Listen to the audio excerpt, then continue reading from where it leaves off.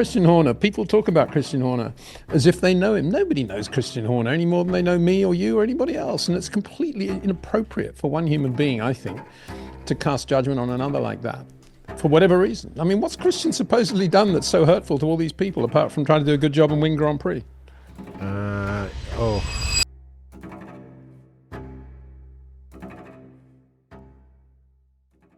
Hello and welcome to another episode of the F1 Hour. With me as always, my friend and yours, the goatiest of F1 minds to have ever goated, the legend that they call Mr. Peter D. Windsor. How are you doing, good sir?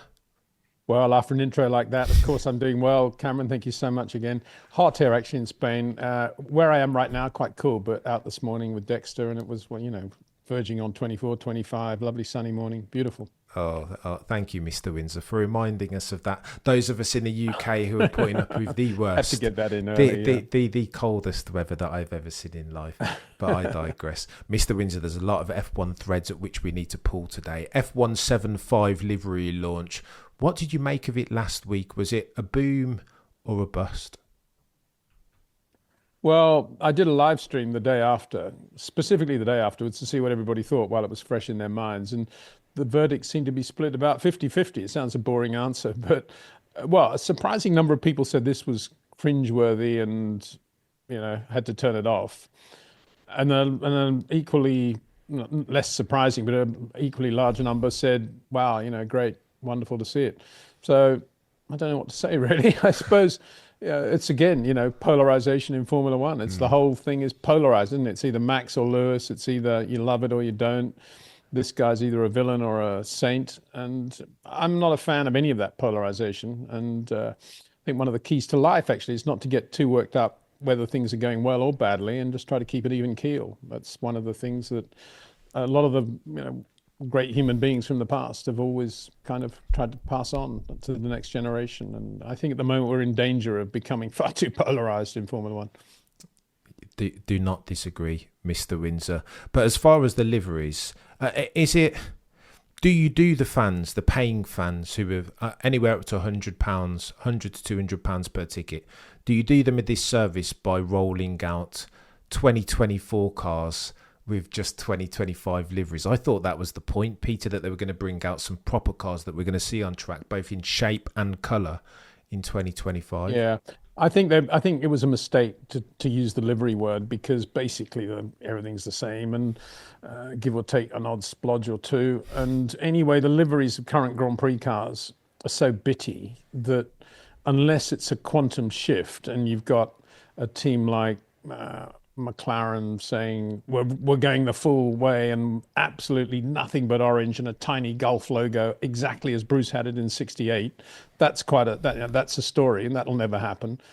But to call it a livery launch, I think, was a misnomer. It was the fans seeing all the drivers together, and I think that's what it was. Just a chance to see the drivers who will be competing in Formula One in 2025, and that's enough around which to sell any event. And it kind of underlines what I've been saying now for at least a decade, which is that over the winter, and I've always said the top three in the World Championship, but we could expand it, or maybe not the top three, it could be the next three, whatever, should be on world tours promoting Formula One, particularly in territories where Formula One needs to grow. India, you know, China, South Africa, lots of areas where money needs to be raised and generated to have a Grand Prix there. In the case of India and South Africa, good examples.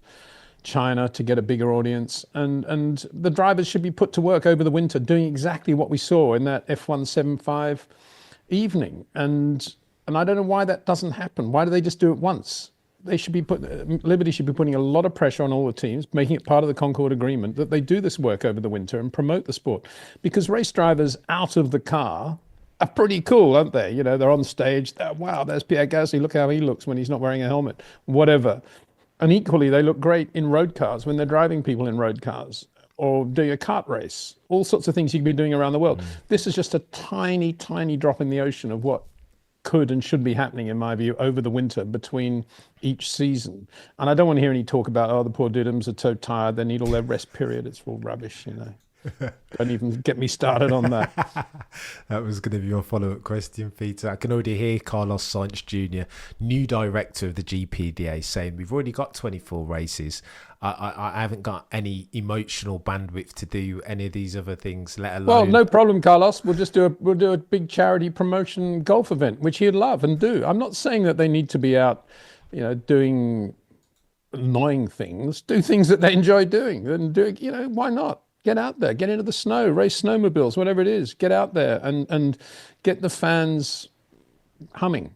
And that's what, as I say, I think part of the criticism for F175 was the music or the presentation or whatever. They didn't need to go to that much detail. All you need is some Grand Prix drivers in a city, well promoted, doing a few big interviews, and then doing a big kart race or a golf tournament or snowmobiling, whatever it is that works well in that country. Get them out there and do it. And let them have fun, but promote the sport in the off season. The fans love it. Yeah, I think this goes back to the old. We don't get enough, particularly on the drivers. We don't get access to them enough or frequent. Like it's almost like there's a Chinese wall between us and them, and we're almost starved of content, and that's why Drive to Survive does so well, because all of a sudden it's like you were giving drugs to an addict. It's like we've been needing this. Well, you talk about the Chinese wall. If we talk about China, and it's a huge territory in an area in which Formula One does need to expand. I know we have a race, but we need to have a lot more people behind Formula One in China. Yeah, it's not a Chinese wall. It's just an empty row of grandstand seats, and then a runoff area, and then a racetrack, and that's their Formula One for the year. And that's exactly my point. Yeah, why weren't they? Why weren't Lewis, Max, and Charles and a few others in Shanghai, in Beijing, wherever, for a couple of days in the winter, doing a big promotional charity kart race or something like that, really getting the fans involved? Why weren't they? Oh, all too busy. Yeah, right. Go on, Mr. Windsor. Let me ask you about booing, because this is one that split the community. Christian Horner and Max Verstappen, Red Bull Roundly, were booed by 16,000 pint-guzzling Brits during the F175 launch. Is that passionate fans just being passionate, Peter, or is that did they overstep the line, do you think? No, of course they overstepped the line. It's nothing to do with passion. It's idiocy, and it's just rude. As I've said before, as I've said on a little short I've got out at the moment, it's completely wrong. I mean, if everybody that boos anybody on stage, whether it be at Wimbledon, at an event like F175, or after a Grand Prix, or after a football match, if there's any booing, everybody who opens their mouth and boos should have to sign a contract first saying they've never, ever done anything in their life about which they're ashamed.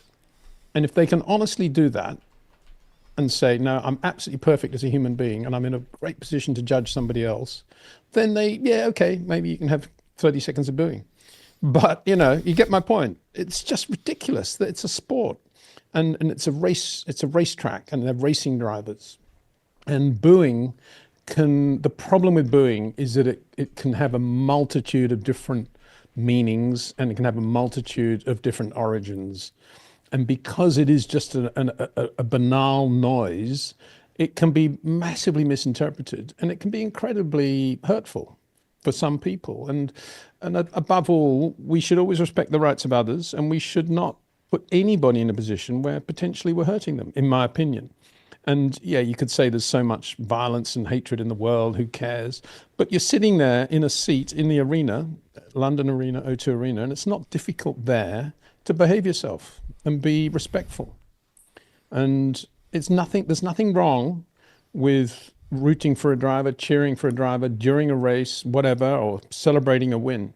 But to boo people who've been out there competing in a sport, it's completely and utterly wrong from a human ethic point of view, and that's important. We shouldn't let things like that grow, because if you let them grow, they become ever more pervasive. Oh, Mr. Windsor, here's where we get polemic. I agree with everything that you've just said. It's not ideal, but I'm not sure that you can have cheers and not expect fans to booze, right? This is one's the upside of a passionate fan base, and one's the equal and opposite downside. I think I agree with what Max said back in September of 2021 at the Zandvoort Grand Prix. That listen, this is sadly for F1, because it's become such a humongous sporting endeavour and entity. I think this is just, we're in the social media era, right? This is the attitude era of wrestling, and you're going to get baby faces and heels. Christian Horner's he's said that F1 has become a pantomime show, and sadly I just think that's part the cost of doing business almost, Peter. Well, is it though? I mean, you could say that about anything in life. Oh, well, it's just social media and it's the way of the world. We won't make any fuss about this. Well, if everybody had that attitude, we'd all collapse. The whole world would collapse tomorrow. You've got to stand up, not stand up, but you've got to adhere by, as I say, ethical values. And an ethical value is not to be rude to somebody. If they've done something incorrect, unlawful, that's a completely different thing. But just because you don't like them, you don't publicly boo them. To me, that's inhumane behavior, and it's wrong, and we shouldn't condone it. And Max, I think, was wrong to say that, because the whole point about a boo is that it is an audible thing. You can't close your ears to it. If it was a silent gesture, maybe that's a different thing. But the whole point of a boo is that you can hear it. So what's he talking about? Turn your ears off or whatever. I mean, it just doesn't make any sense to me. And, well, I'm not sure it made any sense to him either. And he probably only said that because some inane journalist asked him what he thought about it, which was about the worst person in the world to ask in the first place. So I can't imagine he said that proactively. So we shouldn't really. I think any response which is in answer to a question, a stupid question, shouldn't really be on the record as any sort of statement anyway. That's another of my bête noire. Anyway, getting back to the point, I don't think it's an excuse to say that. And I think it's wrong. And there's not much you can do about it, because if you start saying, oh, well, it's, no booing is allowed, you're not allowed in, that will create even more fuss. You've just got to be, people have got to say, this is wrong, don't do it. Keep your mouth shut. They're all racing drivers and they're all doing what they do. And if you think you can do a better job, go and drive the race car yourself. Oof. And that applies to running a YouTube channel. It applies to designing race cars. It applies to running a coffee shop in the local corner. If you think you can do it better and you don't like it, go and do your own thing. Don't criticize other human beings for what they're doing. Yeah, very well said. I think though, I would have loved if Christian Horner would have leaned into the heel and done one of the. Imagine, Peter, that he'd done one of these and gone. He kind of played into it a little bit when he said, "Oh well, it's very nice to be here." But if you'd kind of played the pantomime villain even more and lead into this anti-hero persona, I think it would have been perfect. But that's yeah, I mean that was all. That was the Muhammad Ali Cassius Clay thing, wasn't it? And you can do that if it's all orchestrated, as Bernie used to do it. Yeah. And everything Bernie did was orchestrated. And that's fine. It's a game, and you know the game you're playing. And there's an end game to it, I think, is more to the point. But I don't know. I mean, we're talking about something that, by implication with your question, it was a serious thing. It was a serious, rude gesture to Christian Horner. And again, there's another point here, which is that the things about Christian Horner you may not like, or results that he's achieved that you may not like, or things he's supposedly done that you may not like, and in brackets, make sure that if you're critical of others, make sure that you haven't been guilty of anything yourself. But beyond that, booing actually cancels out the opposite, which is, wow, what a job this guy's done in other areas, and what a win he had 3 years ago. And you don't hear a lot of talk on the internet about the good things. It's usually only the bad things. And that comes, I guess it's a drip feed thing from the inane editors and publishers of newspapers all over the world for the last 100 years, which have always felt that bad news is better than good news. More people are going to read about bad news than good news. And that's a terrible human attribute, isn't it? Terrible 100%. That humanity's managed to get itself in that position. I noticed that the ABC of Australia website news app recently had a tab which said, And if he wants some good news, and I pressed that, and it was quite good. You know, it was about this herd of cattle that had expanded tenfold over the last 3 years in the middle of Central Australia, and a nurse who had managed to save 3 lives in one day in a hospital, things like that. And guess what? As far as I can see, that tab's now disappeared, presumably because nobody watched it. And again, sad indictment of humanity, isn't it? But, you know, Christian Horner, people talk about Christian Horner as if they know him. Nobody knows Christian Horner any more than they know me or you or anybody else. And it's completely inappropriate for one human being, I think, to cast judgment on another like that, for whatever reason. I mean, what's Christian supposedly done that's so hurtful to all these people, apart from trying to do a good job and win Grand Prix? Peter, there's a few things that I can think of, but and again, well, what? Well, the fans, what? I think no, not to the fans, but I think he's always been. I think the thing with Red Bull, if I put on my devil's advocate cap, is that they've always been line steppers. They've almost made an industry. I'm not talking about Red Bull F1 Technologies. I'm talking about Red Bull GmbH. They compete in extreme sports.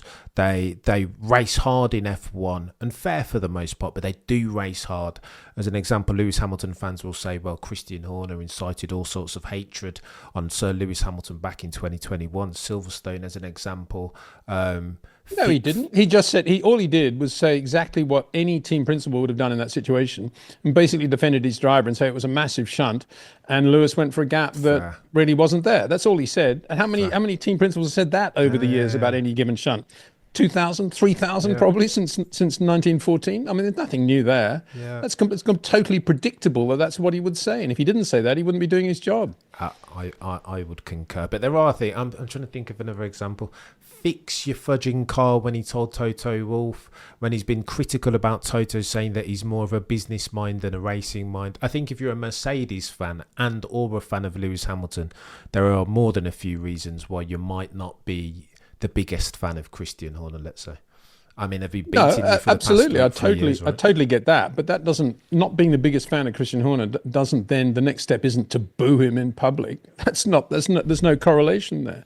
Not being a fan of somebody because of certain things that have gone the way they have is totally different. We're talking about a public event where people have paid, some people with young children probably, and part of the audience standing up and booing a person who's overall done a pretty good job in the world in which he lives.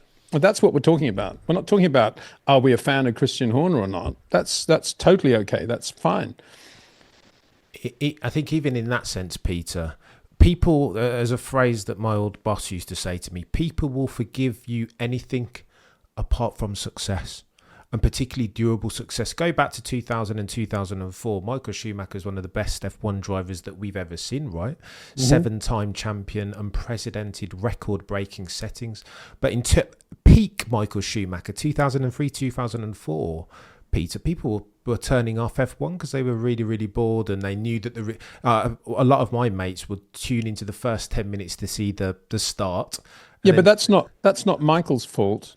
That's the fault of the television commentators and director, because I was doing TV at that point in America, and our viewing went up in those periods because I spent a lot of time with Bob Varsha and Steve Matchett and all the crew, David Hobbs, explaining why Michael was so good in a Tiger-esque sort of way. When Tiger was winning tournaments by 4 or 5 strokes, you could argue it was really boring, but the fans loved it because they were watching excellence. We applied the same logic to the way Michael Schumacher was winning Grand Prix, and people loved it because we were showing the way he was driving the car and what he was doing with the car.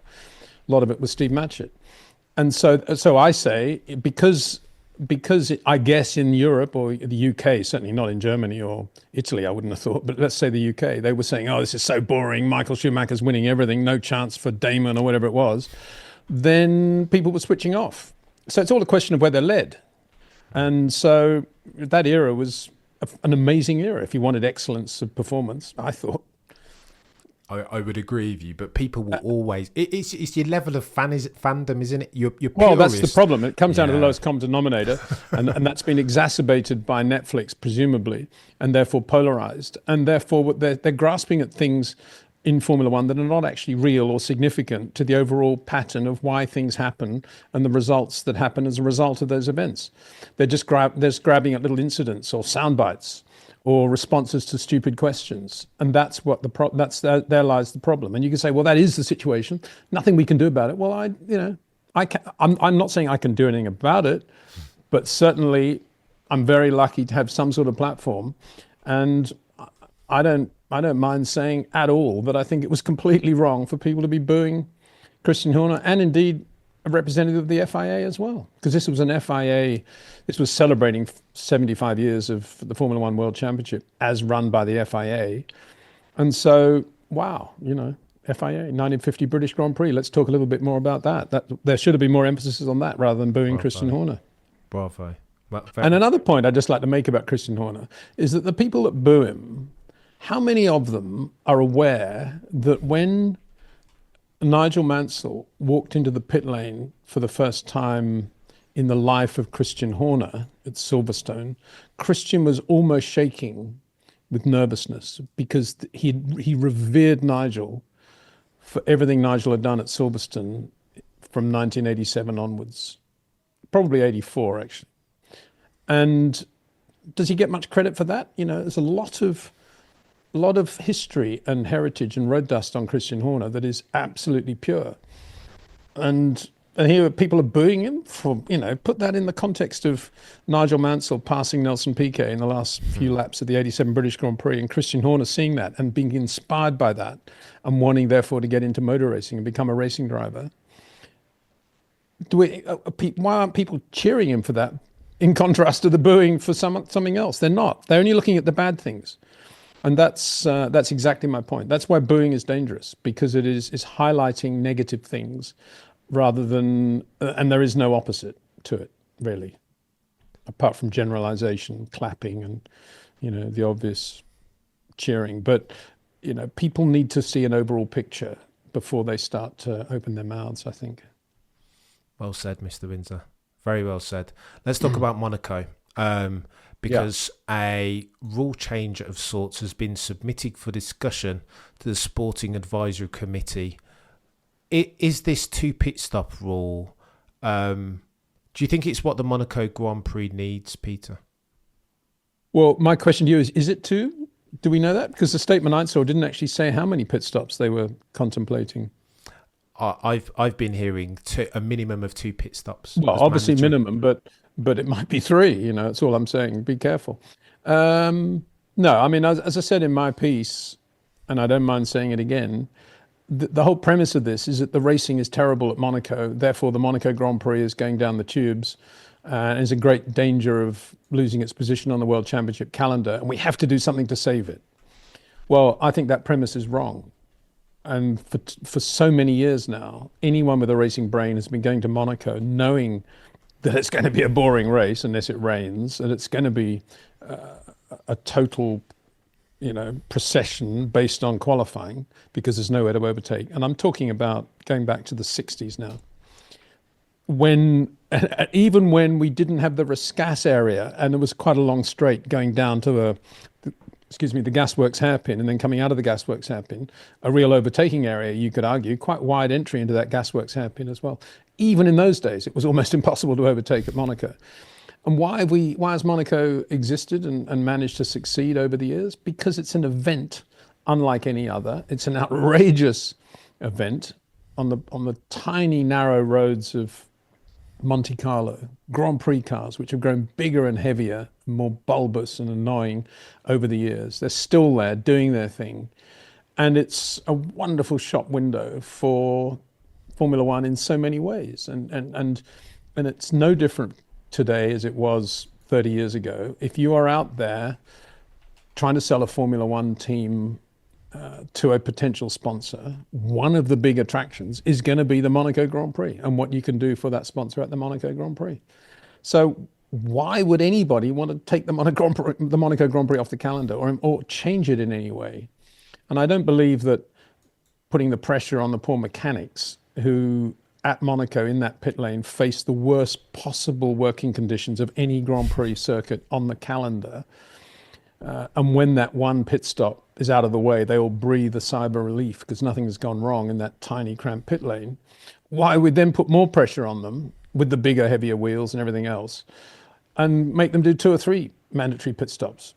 with potentially all the cars coming in about the same time as well. So why would you do that? You know, the one area you wouldn't even want to go near at Monaco would be pit stops, because the pit lane is so dangerous and so cramped. And it's such a difficult weekend anyway for the mechanics. Yeah. I don't think there's been any thought there. It's just, I don't know what it is really. I just, and don't forget, and I'm sorry to go on about it, but don't forget it was quite a long time that they limited the number of cars that could start at Monaco to 16. We have 20 starters now. So maybe that's one thing they could do. Maybe they could say, okay, for Monaco, special race only, we're going to have only the 16 cars, top 16, go through into the race. Of course, that will never happen now because they've created this huge franchise world of money and everything else. It's too much money involved. But that would be a more logical solution to the problem. Fewer cars on track, potentially better racing, isn't it? Yeah, agreed. I think this discussion, Peter, is the same that we just had around booing. It's purists versus brand new fans, and who do you cater to? Who's your key I know you like this word, Peter, but who's your key stakeholder? As we're a couple of days as we're a couple of days away from Liberty Media announcing F1 results, financial. I think there's something to be said for improving Monaco as a spectacle. I know it's blasphemy to hear for a purist, but I think there is a risk that Monaco is one of those races that everybody just tunes out from and does as they did in 2000 when Michael was in his pomp and just tune into the start, tune into the end, and everybody's a loser from a Liberty Media perspective. I think you're probably right about that, but you're telling me that's the only Grand Prix of the year in which they do that? No. I'm sure there are several circuits out of the 24 where, you know, once the race has started and the first lap or two's over and nothing's happened, people turn off and maybe watch the last lap or two, if you're lucky. It wouldn't be just Monaco. And what's wrong with that? Yeah. You know, that's how you improve the number of people that watch a Grand Prix over 2 hours is a completely different subject. I mean, it's not specific to Monaco. That's specific to Formula One in general. And it's... it's to do with ad breaks, it's to do with directors, it's to do with commentary, it's to do with access, it's to do with any language, it's to do with a time zone, it's to do with a million different factors. So I don't think you can apply those to what we're talking about here at Monaco, where apparently the stakeholder is the fan who's filled in some sort of survey and answered the question, a very generic question, would you like to see more overtaking in Formula One? Tick yes. Which is the worst circuit for overtaking of all the tracks? Would you agree it was Monaco? Tick yes. So there's your stakeholder result, and that's all this panic. But that's not any basis on which to start changing the Monaco Grand Prix in terms of pit stops, for sure. And I read my other point. What happens if it's wet anyway? Yeah, then yeah, it's all. And all bets are off, and everybody says, "Oh, changed. Monaco's great now. We love Monaco because it's wet and everybody's crashing. Isn't it great?" Olivier Panis, Jean-Pierre Beltoise. So it's nonsense. It's complete nonsense. And some of the great races, as I said in my live stream, you know, I don't remember many people saying how boring and horrendous Monaco '92 was when Ayrton Senna won. They're all saying, "Oh, wasn't Ayrton incredible the way he held off Nigel Mansell in the closing laps? Unbelievable driving by Ayrton Senna. Unbelievable to break Nigel's, run of victories in that Williams, which is a much quicker car. Go Ayrton, go Ayrton." That's why no one was saying, "Oh, that was really boring," Ayrton holding up Nigel, who was a second a lap quicker, 2 seconds a lap quicker. Nigel should have won. Nobody was saying that. They're all saying, yeah, Monaco, Ayrton. It just depends, doesn't it? Who's winning? If Lewis Hamilton wins his first Grand Prix at Ferrari at Monaco, and he's got 9 cars strung out behind him, and he's held them off for the entire race, how many people of your British fans are going to say, "That was a terrible race, boring race, we got to change Monaco"? What are they all going to say? None. Yeah, you get my point? Yeah, agreed. So it's all nonsense. It's all complete nonsense. And I just hope that they don't fall for it. I'm sure they will, because they seem to fall for everything else these days. I say the powers that be, and we probably will get mandatory pit stops, which I think is a mistake. I really do. I think they should go for my idea, which is in that one race, they should allow all the teams and create a situation where all the teams can talk to one another. The drivers can talk to one another on the racetrack. So you get the guy in second place talking to the guy in first place on the radio saying, okay, I know you're 3 seconds off the pace, so we can have this conversation, Lewis. Make sure you don't brake too late getting into rest gas. Oh, yeah, watch out for that. And we should have all that going on. It'd be fun. People would love it. And then people would say, oh, this is all pretty cool, all this Monaco stuff. And Lewis has just turned off. He's moved his mirrors. He's not even looking. He's driving around. Everyone think, wow, this is mega. Blockbuster. Well, yeah, let the drivers talk to one another. Just select drivers, obviously, but, the top 4 or 5 should be allowed to speak to one another during the race. Oof. Just at Monaco. That would be blockbuster. Let me ask you about George Russell and Max Verstappen and this ongoing feud in inverted commas. They asked George Russell, it seems like they've got very different takes. Max Verstappen said about their exchange at the Qatar Grand Prix last year that going into 2025, it will just be, I haven't got time. I want to win races. That everything's cool between me and George, and we'll talk. We'll continue as normal. Mm-hmm. George Russell, on the other hand, has been saying very different. He's been very different in his tone. Let's say he said that I haven't spoken to Max, and I have no intention of speaking to Max going forward. Is this good for F1, Peter? Do you think more people will tune in because of this simmering feud between two of the best drivers currently in F1? I think George has made a mistake saying that. I think if you're not going to talk to another driver and you don't like him, why do you want to tell people about that? Just keep it to yourself, because there's nothing new there. I mean, Innes Island and Jim Clark didn't exactly talk post 62, did they? So, Jackie Stewart, Clay Regazzoni after the Nürburgring thing in 72.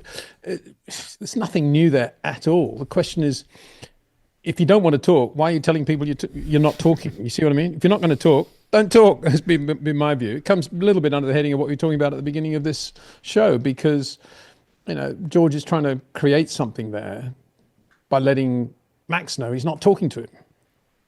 Well, it's a bit duplicitous, isn't it? Yeah.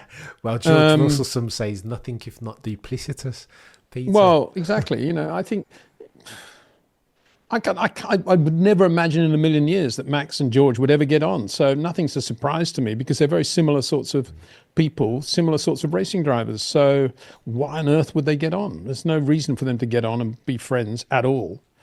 But why do they have to tell people that? I mean, do you go around telling people telling your friends about the people you don't want to talk to and don't want to be friends with? No, you're just friends with your friends, right? Yeah. No, if asked, though, and to be fair to George, he was asked. Stupid question. Sorry, yeah, agreed. That's my answer. Ask a stupid question, you get a stupid answer. That's what my mum used to say. This is true. Go on then. As we round third base, more than generous with your time as always, Mr. Windsor. Let me ask you about TD18. FlexiWing feels like it's going to be a plot going into 2025 that we're going to be talking about almost ad infinitum, the gift that keeps giving. Last year, it feels like McLaren, by dint of Rob Marshall's excellent work, leveraged the FlexiWing to the end, ultimately, of a Constructors' Championship. This year, it feels like in the off-season, all of the teams have said, okay, it feels like McLaren got a leap on us with this FlexiWing stuff, and we're going to focus a lot on it, therefore. And then, all of a sudden, over the past couple of weeks, the FIA come out and say, hold your horses, chaps. You've been building this FlexiWing expecting the tolerance to be 15mm on the front portion and 5mm on the inward portion. Now, scrap that. The parameters are changing. It's going to be 30mm at the front, 3mm at the inboard portion of it.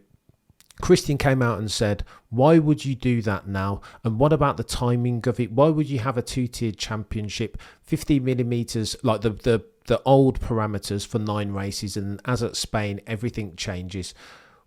Why would the FIA do that? Well, is there something to be said?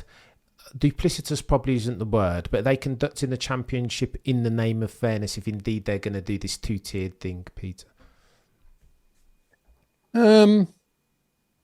Well, I think when you allow the FIA to get hold of a situation and to solve what you think is a problem on something like FlexiWings, which is what Red Bull, Mercedes and Ferrari did mid-season last year. They went to the FIA and said, we think this is going on, and it's up to the FIA to police it. These are the things we think McLaren are doing, and we think this is the solution to the problem which we should have for 2025. When you put the ball in the court of the FIA to solve that problem, you obviously open the door to the FIA being influence is the wrong word, but being Catholic enough to embrace all the teams in Formula One before they come out with their final ruling. In other words, it's not going to be definitive, and it may not be exactly the ruling you want. The alternative to doing all of that is just to do your own version of the flexi wing, which is perilous in a number of ways because it may suddenly be outlawed, it may not work, it may cost a lot of money, and it may enable other teams then to copy you very quickly as well. So they all went the FIA route.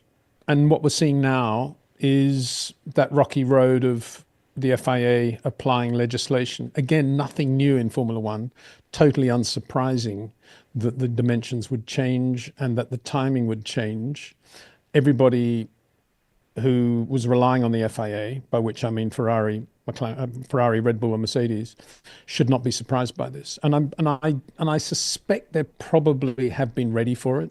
And even though Christian's saying that, I don't think necessarily it reflects the position of Red Bull. I think he's probably projecting a worse scenario to take some of the heat away from what's going on.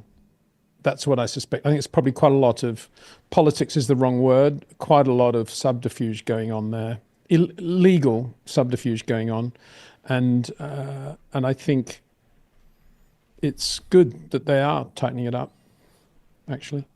Yeah. I'm interested to hear you say Rob Marshall. You don't think it was Pete Prod then?